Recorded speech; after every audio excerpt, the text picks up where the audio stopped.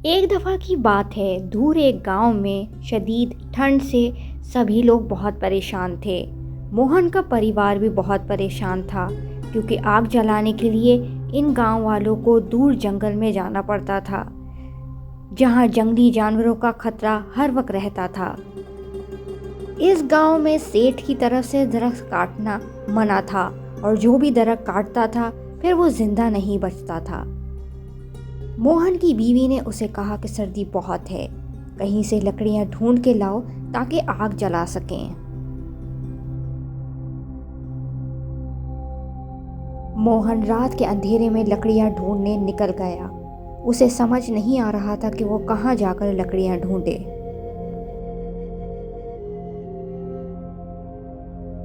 हर तरफ देखने के बाद एक दरख्त की टूटी हुई लकड़ियां पड़ी हुई देखी। मोहन वो देख के बहुत खुश हो गया कि अब मैं लकड़ियां लेकर ही घर जाऊंगा। जैसे ही मोहन लकड़ियों की तरफ बढ़ा, एक आवाज़ आई। यहाँ से चले जाओ, ये हमारा घर है।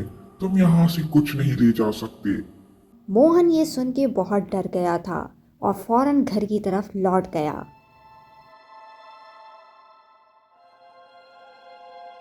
घर लौटकर उसने बीवी को सब बताया कि कैसे उसे लकड़ियां लेने से रोक दिया गया। मोहन की बीवी को इस बात में कोई सच्चाई नहीं दिखी। उसे लगता था कि ये सब झूठी कहानियां हैं।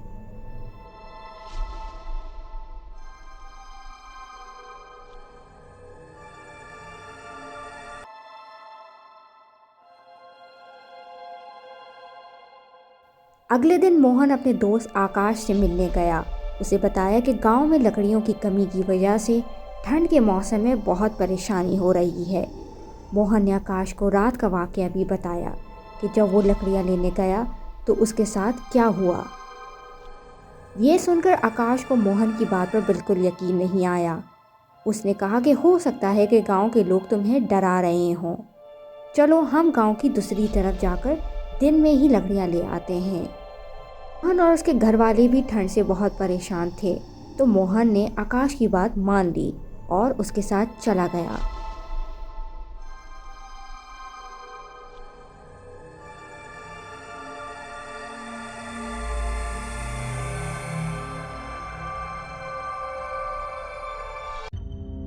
गांव की दूसरी तरफ जाते जाते मोहन और आकाश को रात हो गई। मोहन और आकाश ने देखा वहां तो पहले से ही बहुत सारी लकड़ियां पड़ी थीं। ये देख के दोनों बहुत खुश हो गए और वो लकड़ियां वहां से ले गए।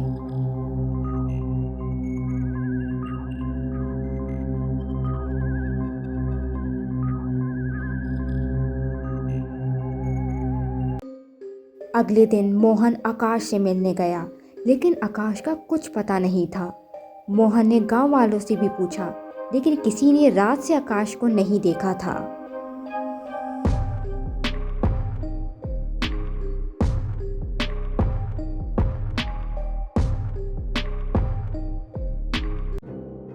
रात को जब मोहन आकाश के घर उससे मिलने गया तो वहां जाकर जो देखा वो हैरान रह गया। उसने देखा कि आकाश की लाश उसके घर के पास पड़ी थी। वो देख के बहुत घबरा गया। वो समझ गया था कि ये उसी आत्मा ने किया है। मोहन जल्दी से गया और सब गांव वालों को बुला लाया।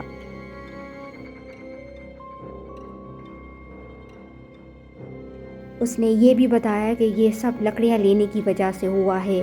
उसी आत्मा ने आकाश को इस हाल में पहुंचाया है। कुछ लोग मोहन की बात को सच मानने लगे, लेकिन कुछ को अभी भी ये झूठ लग रहा था।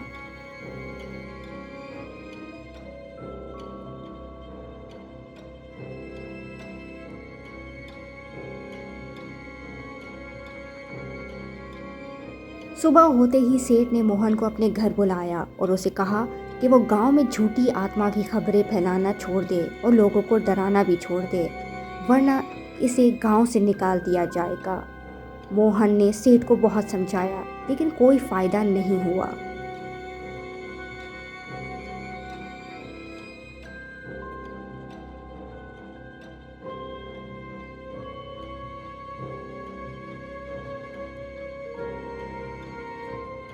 मोहन अपनी पत्नी से कहकर गया था कि वो दूसरे गांव जा रहा है लकड़ियां लेने, रात को देर से घर आएगा। मोहन की पत्नी ने सोचा कि अगर आज भी मोहन खाली हाथ आ गया तो ये ठंड तो जान ही ले लेगी। मोहन की पत्नी ने सोचा कि वो खुद जाकर लकड़ियां ले आए। सबकी तरह उसे भी मोहन की बातें महज वहम लगती थीं। मोहन की पत्नी लकड़ियां लेने निकल गई। वहाँ लकड़ियाँ आज भी पहले से ही मौजूद थीं। ये देख के मोहन की पत्नी बहुत खुश हो गई कि कोई मेहनत भी नहीं करनी पड़ेगी और लकड़ियाँ भी मिल गईं। वो सब लकड़ियाँ लेकर घर चली गई।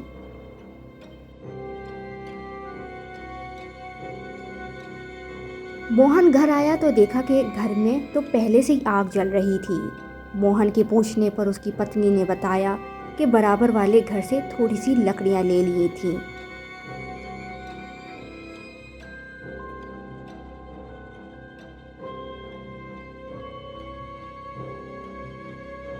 सुबह होते ही मोहन अपने खेतों पर चला गया था।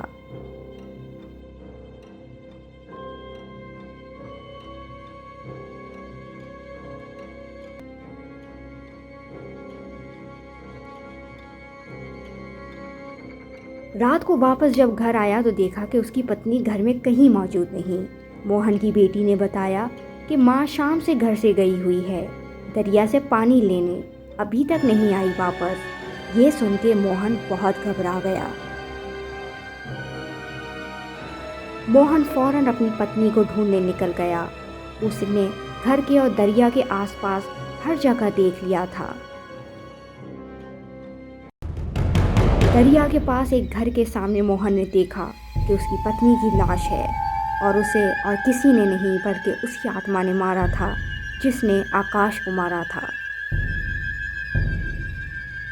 मोहन ने फौरन घर आके बाबा जी से पूछा कि वो आत्मा क्यों पीछे पड़ी है, जिसके जवाब में बाबा जी ने कहा कि जो भी इंसान इस गांव के पेड़ों को काटेगा और उसके घर को बर्बाद करेगा, वो आत्मा उसे नहीं छोड़ेगी। एकदम वो आत्मा आई और उसने कहा, तुम इंसान हमारे घरों को बर्बाद करना छोड़ दो, हम तुम्हें छोड़ देंगे।